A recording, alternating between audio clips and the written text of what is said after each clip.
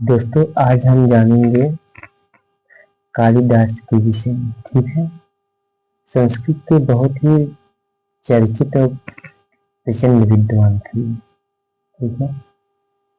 पहले तो बहुत ही बड़े मूर्ख थे, बाद में ये बहुत ही प्रचंड विद्वान बने। तो इनकी प्रस्तावना है। महाकवि कालिदास संस्कृत साहित्य के ही नहीं अपितु विश्व साहित्य के महाकवियों में अग्रणी हैं। अभिज्ञान शाकुंतलम नाटक में इनकी कीर्ति कौमुदी को विश्व के साहित्याकाश में और भी विकर्ण कर दिया है। ठीक है। उनकी जैसी प्रतिभा विश्व के किसी भी भाषा की किसी भी कवि में नहीं पाई जाती है। समझिए कैसी क्वालिटी थी। दोस्तों, ऐसे ही यूजफुल वीडियो के लिए सब्सक्राइब जरूर करिए। ठीक है। हम इस चैनल पर भक्ति भावना की ऐसी ही वीडियो लाते रहते हैं। ठीक है। तो महाकवि कालिदास जो है एक ऐसे कवि थे जिनका जोड़ किसी भी कवि से नहीं की जाती थी। ठीक है। मतलब देखिए, प्रस्तावना में इनके कहा गया है, इनके जैसी प्रतिभा विश्व के किसी भी भाषा के किसी भी कवि में नहीं पाई जाती है। और इनका एक अभिज्ञान शाकुंतलम नाटक था जो कि उनकी कीर्ति कौमुदी को विश्व के साहित्याकाश में और भी विकर्ण कर दिया था। ठीक है। और भी फेमस कर दिया। अब हम लोग जानेंगे महाकवि कालिदास जी के जीवन परिचय। ठीक है। प्राय संस्कृत के महाकवियों का ऐतिहासिक जीवन एक नीड़ अंधकार में छिपा है। महाकवि कालिदास भी ऐसे ही सुकवि हैं जिन्होंने अपने किसी भी ग्रंथ में अपने विषय में कुछ भी नहीं लिखा है। ठीक है। यह किंवदंती विश्व प्रसिद्ध है कि कालिदास बचपन में निपट मूर्ख थे। अभी हमने वो बताया था ना, मूर्ख नहीं थे, ये वज्र मूर्ख थे। ठीक है। वे पढ़ना लिखना बिल्कुल नहीं जानते थे। वे पढ़ना लिखना मतलब शिक्षा के विषय में उनको विशेष विशेष क्या बोले, जरा सा भी जानकारी नहीं था।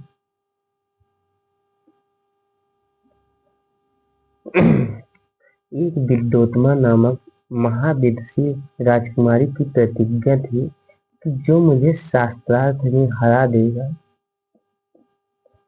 उसी के साथ मैं विवाह करूंगी। ठीक है। एक मतलब पंडितानी, विद्योत्मा नामक पंडितानी थी। वह शास्त्रार्थ में इतना निपुण थी, चैलेंज की थी, जो मुझे शास्त्रार्थ में हरा देगा मैं उसी के गले में वरमाला डालूंगी। ठीक है। मतलब उसी से विवाह करूंगी। तो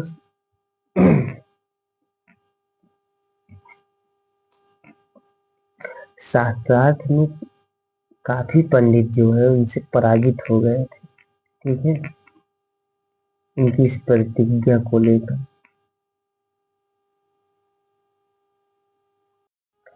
तो शास्त्रार्थ में पराजित पंडितों ने, शास्त्रार्थ में बहुत बड़े बड़े विद्वान थे, इस विदुषी राजकुमारी पंडितानी से सब हार चुके थे।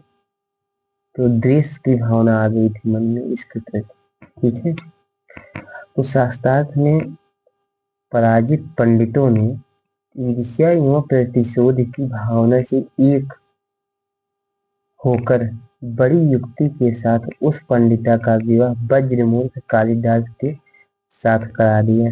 देख लीजिए, मतलब जितने लोग पराजित हुए थे सब लोग एक हो गए। ठीक है। और उस पंडितानी मतलब महाविदुषी राजकुमारी का विवाह जो है वज्रमूर्ख कालिदास जी से करा दिए। अभी महाकवि कालिदास नहीं बने हैं, अभी वज्रमूर्ख कालिदास है। ठीक है। तो उस पंडितानी का जो है विवाह कालिदास जी से करा दिए।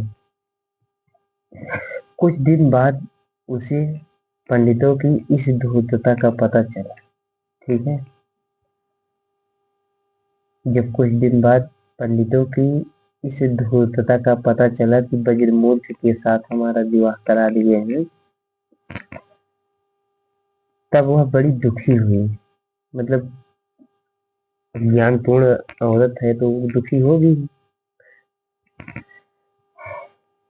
ठीक है, तथा वज्रमूर्ख कालिदास को घर से निकाल दिया। सुन लीजिए, जब पता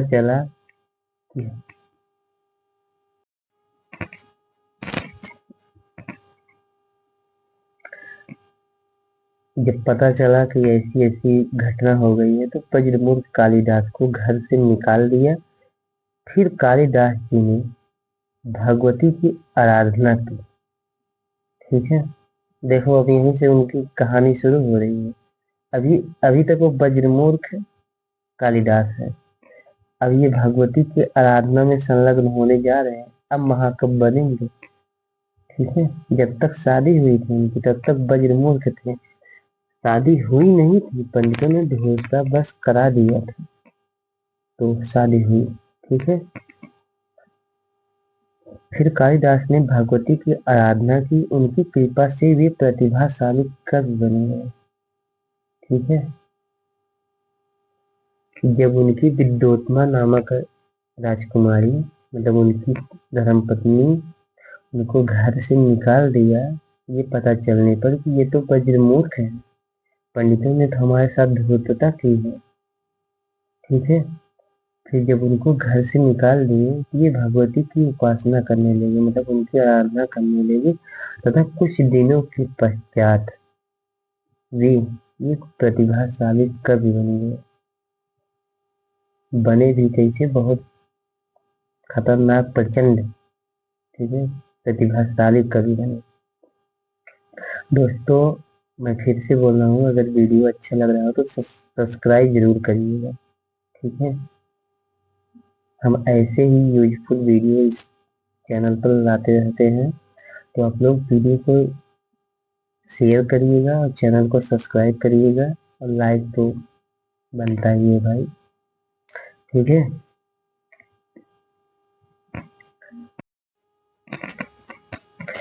ठीक है, तथा जब घर लौटे, ठीक है, माँ भगवती की कृपा से जब वो प्रचंड विद्वान बन गए, फिर घर लौटे तो उन्होंने किवाड़, मतलब उनकी पत्नी घर में थी, किवाड़ बंद की थी। फिर किवाड़ खुलवाने के लिए कहा, अनावृतम कपाटम द्वारम देहि।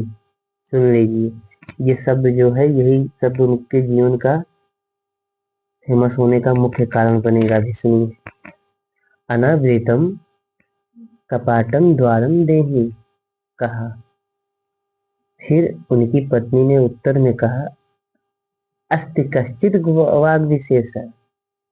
देख लीजिए, अब वही मूर्ख कालिदास थे, लेकिन माँ भगवती की आराधना से वो प्रचंड विद्वान बन गए। जो मूर्खता पूर्ण क्रियाकलाप करते थे, अब वही, अभी पत्नी को मालूम नहीं है, किवाड़ बंद है, और ये विद्वान बन के आए हुए हैं, और किवाड़ खुलवाने के लिए बोल रहे हैं, अनावेदम कपाटम द्वारा देही। तो उनकी पत्नी बोल रही है, अस्ति कश्चित् वाग विशेष है। ठीक है, फिर पत्नी के इन 3 पदों को लेकर इन्होंने 3 काव्यों का सृजन किया। ले शुरू हो गए हैं, कालिदास बन गए हैं महाकवि। ठीक है, माँ भगवती की आराधना किए, वहां से प्रतिभाशाली कवि बने, आए, फिर गेट खुल, घर की किवाड़ बंद थी, खुलवाने के लिए ये शब्द यूज किए। फिर अब देखो, यहीं से वार्तालाप शुरू हो रहा है उनके जीवन, उनकी मुख्य जीवन लीला। ठीक है, तो फिर अस्ति से कुमार संभव महाकाव्य रचा तथा अस्त्युत्तरस्याम दिशि देवात्मा लिखा। कश्चित शब्द से प्रथम श्लोक में कश्चित कांता विरह विवरण लिखकर मेघदूत रचा। देखिए, अब कालिदास महाकाव्य कालिदास बन गए हैं, अब अपना चमत्कार दिखाना शुरू कर दिए हैं। वाग शब्द से रघुवंश महाकाव्य की रचना की, जिसके प्रथम श्लोक में वाग अर्थात वीर संपृक्तो लिखा। ठीक है, इस प्रकार पत्नी द्वारा बोले गए शब्दों को कंठस्थ करके काव्यों का सृजन करना शुरू कर दिए। ठीक है, अस्ति से कुमार संभव महाकाव्य रचा तथा अस्त्युत्तरस्याम दिशि देवात्मा लिखा। कश्चित शब्द से प्रथम श्लोक में कश्चित कांता विरह विवरण लिखकर मेघदूत रचा। वाग शब्द से रघुवंश महाकाव्य की रचना की, जिसके प्रथम श्लोक में वाग अर्थावीर संपृक्तो लिखकर शुरू किया था। ठीक है, तो इस प्रकार जो है महाकवि कालिदास वज्रमोक्ष से अब महाकवि कालिदास की श्रेणी में आ गए हैं। पत्नी की डांट फटकार उनके दिल पर लग गई है, वे माँ भगवती की आराधना किए और उनकी कृपा से प्रतिभाशाली कवि बन गए हैं। यदि यहाँ तक वीडियो आप लोग देख ही लिए हैं तो सब्सक्राइब कर लीजिए। ठीक है, और अपने 2-4 मित्रों को शेयर जरूर कर दीजिएगा। ठीक है, अब जो है कालिदास यहाँ से रचना शुरू कर दिए। आप लोग सुनिए आगे। इस प्रकार महाकवि कालिदास की अनुपम लेखनी चल चुकी है अपने रफ्तार में। ठीक है, अब इनकी जन्मस्थली के विषय में थोड़ा बहुत चर्चा किया जाए। कालिदास की जन्मभूमि के विषय में भी मतभेद है। बंगाली विद्वान नदिया में मानते हैं, तो कश्मीरी पंडित उन्हें कश्मीरी बताते हैं, लेकिन कवि ने अपने काव्य में, ठीक है, लेकिन कवि ने अपने काव्य में उज्जैनी नगरी का वर्णन किया है। ले अब शक पूर्ण हो रहा है ये इस कहानी। उज्जैनी नगरी का वर्णन किया है, इससे प्रतीत होता है कि उज्जैनी ही उनकी जन्मभूमि थी। ठीक है, कश्मीरी इन्हें कश्मीरी बता रहे हैं, और सुनिए, कश्मीरी इन्हें कश्मीरी बता रहे हैं, बंगाली इन्हें बंगाली बता रहे हैं, नदिया के पार मानते हैं। और कवि ने अपने काव्य में उज्जैनी नगरी का वर्णन किया है, तो इससे शक बस, प्रमाण तो कुछ है नहीं, शक बस लोग ये प्रतीत कर रहे हैं कि इनकी जन्मस्थली उज्जैनी ही होगी। ठीक है, क्योंकि यह वर्णन बिना कोई अच्छी तरह देखे नहीं कर सकता। मतलब इनका उज्जैनी का वर्णन जो है बहुत ही विस्तार पूर्वक, बहुत ही सुंदर और रोचक ढंग से प्रस्तुत किया गया है। तो मतलब इनके जो श्रोता हैं वो बोल रहे हैं कि बिना अच्छे से देखे कोई ऐसा जो है वर्णन कर ही नहीं सकता। सफल शक है इन लोगों का। ठीक है,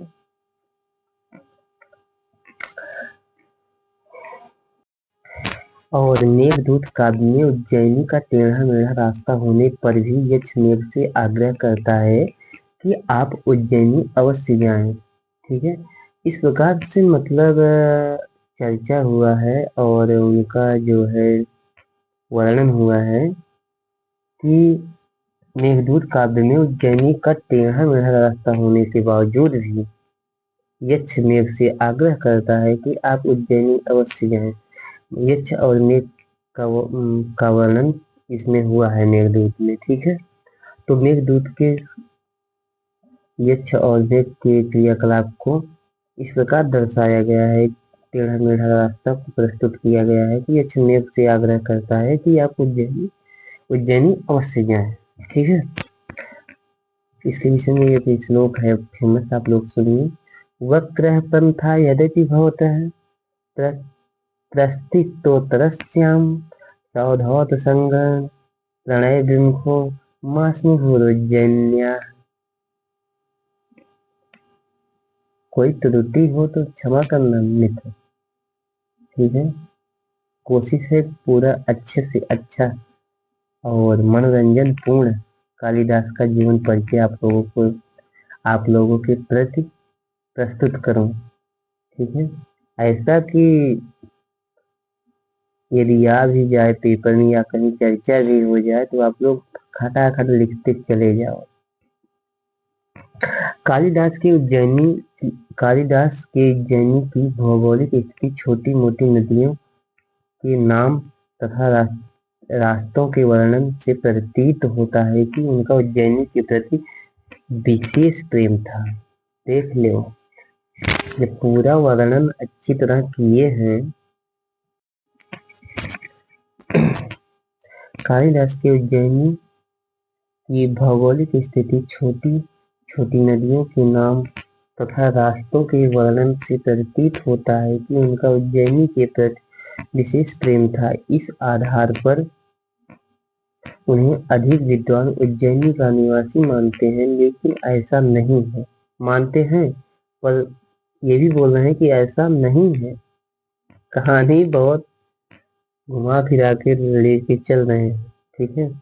क्योंकि मेघदूत में वर्णित नारियों का वर्णन ऐसा है जिसे वे अपनी माँ बहनों के रूप में नहीं मान सकते थे।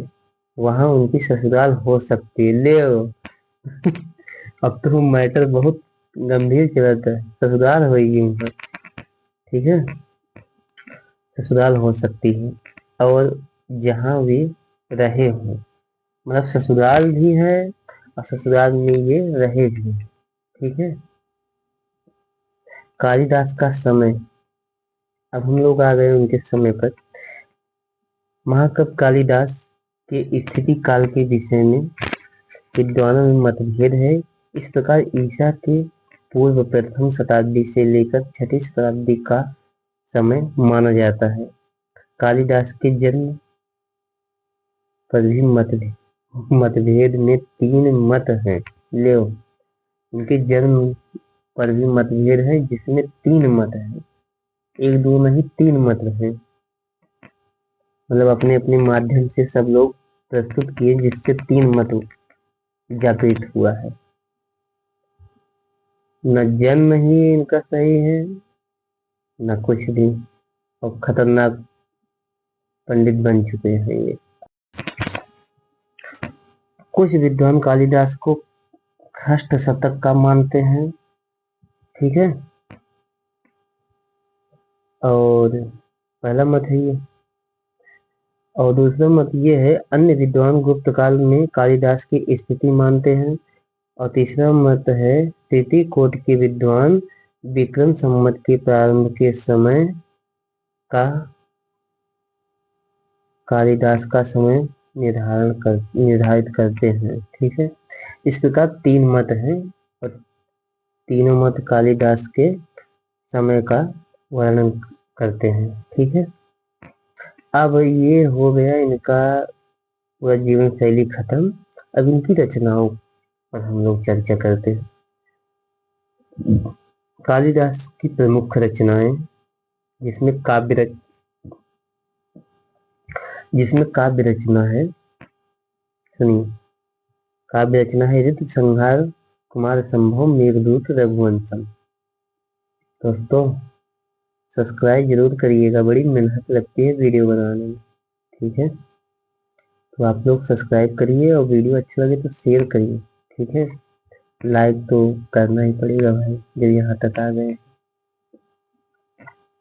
और नाटक है मालविकाग्नि मित्रम, विक्रमोर्वशीयम, अभिज्ञान शाकुंतलम। 3 नाटक है उनके, ठीक है। जिसमें काव्य रचनाएं हैं ऋतु संहार। ऋतु संहार में 6 ऋतुओं का बड़ा ही मनोरम चित्रण किए हैं। अब वो कालिदास नहीं रह गए हैं, कहानी मोड़ पे आ गई। महाकवि कालिदास के ऋतु संहार में ऋतुओं का बड़ा ही मनमोहक चित्रण हुआ है। कवि की अनुपम लेखनी धकाधक चल रही, ठीक है। चित्रण किया है कुमार संभव है। इसके बाद इस महाकाव्य में 17 सर्ग हैं। इसमें शिव पार्वती विवाह, कुमार कार्तिका का जन्म एवं कुमार द्वारा तारकासुर के वध की कथा वर्णित है। देख लो, इतना डिटेल में बता रहे हैं आप लोगों को। मेघदूत, यह खंडकाव्य 2 भागों में विभक्त है, पूर्व मेघ और उत्तर मेघ। मेघदूत में वियोगी यक्ष विरहिणी पत्नी के पास मेघ द्वारा संदेश भेजा जाता है।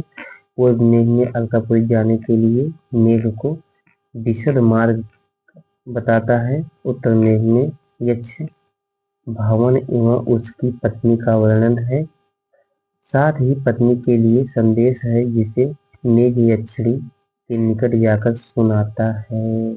यही मेघदूत का मुख्य रहस्य भी है, मुख्य कहानी भी है। ठीक है, मेघदूत में यक्ष इन्हीं दोनों के जीवन का पूर्ण चित्रण हुआ है। ठीक है, इसके बाद है रघुवंश। यह 19 सर्गों का महाकाव्य है। इसमें श्री रामचंद्र जी के पूर्वज महाराज रघु के जन्म से लेकर उनके बाद के समस्त राजाओं की कथा वर्णित है। इसको देखा जाए तो रघुवंशम नहीं, रामचंद्रम वंशावली लिखना चाहिए था, क्योंकि मर्यादा पुरुषोत्तम श्री रामचंद्र जी की जीवन शैली और उनके पूरे पूर्वजों का, ठीक है, डिटेल इसमें है।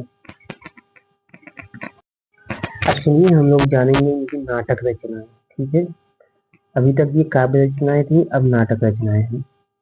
मालविकाग्नि मित्रम, ये पहला नाटक है। प्रस्तुत 5 अंकी नाटक में विदिशा के राजा अग्निमित्र एवं मालदेशी राजकुमारी मालविका का प्रेम एवं विवाह वर्णित है। ले इसमें प्रेम विवाह है इनका वर्णित है। अब इसके बाद दूसरा नाटक है इनका विक्रमोर्वशीयम। यह 5 अंकों का नाटक है। इसमें राजा पुरुरवा और उर्वशी के प्रेम एवं विवाह की कथा वर्णित है। बहुत नहु रास लीला रचे ने सब कर दिया है और यह करके नाटक लिखे हैं। तीसरा है अभिज्ञान शाकुंतलम। कालिदास का यह विश्व प्रसिद्ध नाटक है। इसमें 8 अंक हैं, जिनमें दुष्यंत एवं शकुंतला के गांधर्व विवाह का बड़ा ही हृदयहारी वर्णन है। आजकल गांधर्व विवाह बहुत तगड़ा हो रहा है, हर जगह देखो गांधर्व विवाह हो रहा है। ठीक है,